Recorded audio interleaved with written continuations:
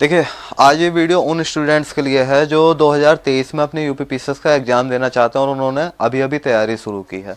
देखिए, अगर हम किसी भी चीज़ की तैयारी करते हैं तो हमें ये पता होना चाहिए वो चीज़ क्या है। ठीक है, जैसा अगर हम यूपीपीसीएस के एग्ज़ाम्स के बारे में लें तो इसके बारे में हमें कैसा पता चलेगा।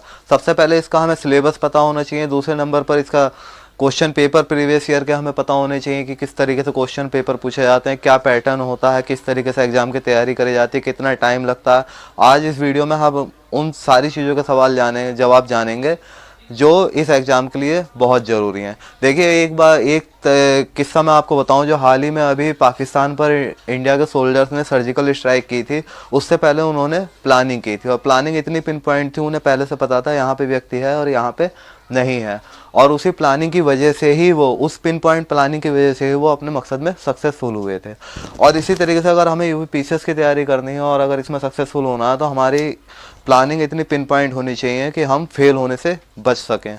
और ज़्यादातर स्टूडेंट्स इसी वजह से इस परीक्षा में फेल हो जाते हैं क्योंकि उन्हें यही नहीं पता होती कि इस एग्ज़ाम्स की तैयारी कैसे करनी है। देखिए, आज हम सिर्फ इसमें सिर्फ यूपीपीसीएस प्री के बारे में बात करेंगे। अगर हम इसके सिलेबस की बात करें तो इसमें देखिए 2 पेपर होते हैं, एक तो GS1 और GS पेपर 2, जिसमें GS1 होता है 200 मार्क्स का और GS2 भी हमारा 200 मार्क्स का होता है। लेकिन जो GS का 2 पेपर होता है इसमें हमें 33% नंबर क्वालिफाइंग करने के लिए चाहिए होते हैं। ये पेपर क्वालिफाई सिर्फ करना पड़ता है और इसके नंबर मेरिट में नहीं जुड़ते हैं। लेकिन अगर हम GS पेपर 1 की बात करें तो इसमें हमसे पूछा जाता है राष्ट्रीय और अंतर्राष्ट्रीय महत्व की घटनाएं। तो इस सेक्शन के अगर हम करंट अफेयर पे ध्यान देंगे तो हमारा करंट अफेयर से ये सेक्शन काफ़ी अच्छे से पूरा हो जाता है। और इसमें काफ़ी संख्या में क्वेश्चन भी पूछे जाते हैं। हर साल करीब औसतन 40 क्वेश्चन इस पोर्शन से पूछे जाते हैं और आपके चयन में इस पोर्शन की काफ़ी अहम भूमिका होती है। अगर हम दूसरे नंबर पे बात करें तो हमारा दूसरे नंबर पे होता है भारत का इतिहास एवं भारतीय आंदोलन। ठीक है, अगर हम इस सेक्शन की बात करें तो इस सेक्शन के लिए हमें भारत के इतिहास का पूरा पता होना चाहिए, राष्ट्रीय आंदोलन का पता होना चाहिए, राष्ट्रवाद का पता होना चाहिए, राष्ट्रवाद का उदय कैसे हुआ, हमारे स्वतंत्रता संग्राम के बारे में पता होना चाहिए और ये जानकारी हमसे अपेक्षित की जाती है। और तीसरा टॉपिक इसमें आता है भारत एवं विश्व का भूगोल। तो इसमें हमसे क्या पूछा जाता है, भारत एवं विश्व के भूगोल में भौतिक, सामाजिक एवं आर्थिक भूगोल। अगर हम इसमें भारत के भौतिक भूगोल के बारे में बात करें तो सबसे जो इम्पोर्टेंट चीज़ होती है वो भारत का भौतिक, सामाजिक एवं आर्थिक भूगोल। और विश्व के भूगोल में हमसे सामान्य जानकारी ही पूछी जाती है, कोई एक्सपर्टीज इतनी नहीं चाहिए होती है। और इसमें भारत का भूगोल मोस्ट इम्पॉर्टेंट चीज़ होता है। अगर हम भारतीय एवं राजनीति एवं शासन के बारे में तो संविधान की जानकारी इसके लिए बहुत ज़रूरी होती है। और राजनीतिक हमारे देश में राजनीतिक व्यवस्था किस प्रकार की है, पंचायती राज, क्योंकि स्थानीय शासन को काफ़ी मजबूत किया गया है तो पंचायती राज आपको पता होना चाहिए। लोक नीति क्या होती है जो लोगों के लिए बनाई जाती हैं, आधिकारिक मुद्दों के बारे में पता होना चाहिए। क्योंकि देखिए, यूपीपीसीएस के थ्रू हम यहाँ पे कार्यपालिका के सदस्य बनने जा रहे हैं, हम स्टेट लेवल के कार्यपालिका के सदस्य बनने जा रहे हैं। तो हमें शासन किस तरीके से चलता है, किस तरीके से चलाना है, तो इसकी जानकारी हमें होना बहुत ज़रूरी है। और सिलेबस में जो ये चीज़ें सेट की गई हैं वो हमें एक अधिकारी के रूप में इन चीज़ों का ज्ञान हमारे लिए बहुत ज़रूरी है। इसी वजह से ये सिलेबस को सेट करने वाले लोगों ने ये चीज़ें इसमें रखी हैं। अगर हम आर्थिक एवं सामाजिक एवं विकास के बारे में बात करें तो इसमें सतत विकास, गरीबी, अनविष्ट जनसांख्यिकी, सामाजिक क्षेत्र और सामाजिक क्षेत्र से जुड़े इनिशिएटिव जो योजनाएं शुरू की गई हैं आर्थिक क्षेत्र में लोगों के लिए, समाज के लिए, उनके बारे में हमसे जानकारी पूछी जाती है। और इसमें ज़्यादातर क्वेश्चन आपके करंट अफेयर से रिलेटेड होते हैं क्योंकि जो भी सरकार योजना बनाती है सामाजिक क्षेत्र के लिए वो करंट अफेयर से रिलेटेड होती है।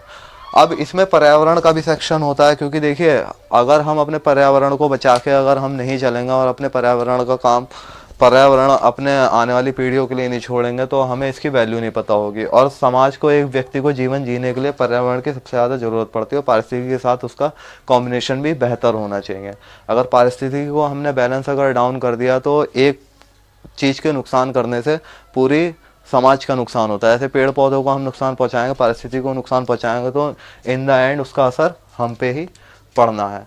इसमें हमसे जैव विविधता एवं जलवायु परिवर्तन से क्या आते हैं क्वेश्चंस पूछे जाते हैं। हालांकि इसमें विशेषज्ञता की जरूरत नहीं है, सामान्य क्वेश्चन ही पूछे जाते हैं। और चौथा सेक्शन आता है सामान्य विज्ञान का। और इसमें साइंस से रिलेटेड जो हमारे दैनिक विज्ञान से रिलेटेड पहलू होते हैं उनके बारे में हमसे ज़्यादा क्वेश्चन पूछे जाते हैं। अगर इसकी तैयारी की बात करें, कोई ज़्यादा एक्सपर्टीज़ की ज़रूरत नहीं है। अगर आप 10th स्टैंडर्ड तक के ही क्वेश्चन पूछे जाते हैं। अगर आप 6 to 10th स्टैंडर्ड तक साइंस अच्छे से जानते हैं तो आप इस पोर्शन को कवर कर सकते हैं। और पेपर सेकंड में हमारे कॉम्प्रिहेंशन पूछे जाते हैं, अंतर व्यक्तित्व क्षमता के बारे में पूछा जाता है, तार्किक एवं विश्लेषणात्मक योग्यता पूछा जाता है, निर्णय क्षमता, समाधान, सामान्य बौद्धिक योग्यता और प्रारंभिक गणित पूछी जाती है, जिसका स्तर जो है हाई स्कूल से ज़्यादा का नहीं होता। और गणित में भी हमारे लिए पोर्शन जो होता है वो क्या पूछा जाता है, अंकगणित, बीजगणित, रेखा गणित और सांख्यिकी के क्वेश्चन पूछे जाते हैं। और सामान्य अंग्रेजी जो पूछी जाती है वो भी हाई स्कूल स्तर तक की पूछी जाती है। और सामान्य हिंदी में भी हाई स्कूल स्तर तक के पेपर आते हैं। और सबसे पहले इस पेपर सेकंड की बात मैं आपको बता दूं तो एक क्वालिफाई होता है। इसमें हमें 200 में से 66 मार्क्स खाली क्वालिफाई करने के लिए चाहिए होते हैं। अगर हमारे इसमें 33% मार्क्स नहीं आते हैं तो हमारा फर्स्ट पेपर की कॉपी भी चेक नहीं होती है। तो सबसे पहले जब एग्ज़ाम होता है तो हमारी पहले कॉपी होती है इसकी चेक। इसमें जो क्वालिफाई होता है फिर उनकी जीएस की कॉपी चेक होती है।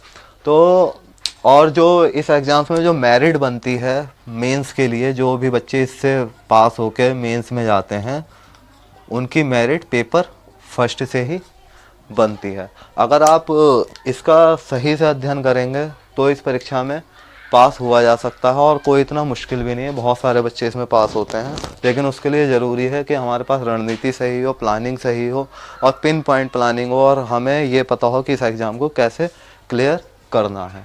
और मुझे उम्मीद है आपको ये जानकारी अच्छी लगी होगी। चलिए मिलते हैं अगली वीडियो में।